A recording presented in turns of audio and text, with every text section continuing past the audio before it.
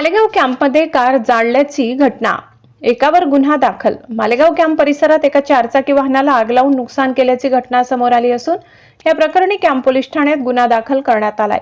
पोलिसांकडून मिळालेल्या माहितीनुसार फिर्यादी संदीप दिलीप पवार वय 46 राहणार पवार गल्ली सोमवार बाजार मालेगाव कॅम्प यांनी दिलेल्या तक्रारीनुसार दिनांक 26 मार्च रोजी सुमारे रात्री 1 वाजेच्या सुमारास विशाल हॉटेल परिसरात ही घटना घडली।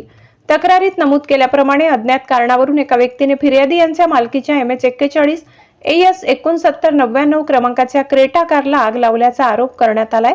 या आगीत वाहनाचे मोठे नुकसान झाले असून अंदाजे 2 ते 3 लाख रुपयांचे नुकसान झाल्याचे सांगण्यात येत आहे।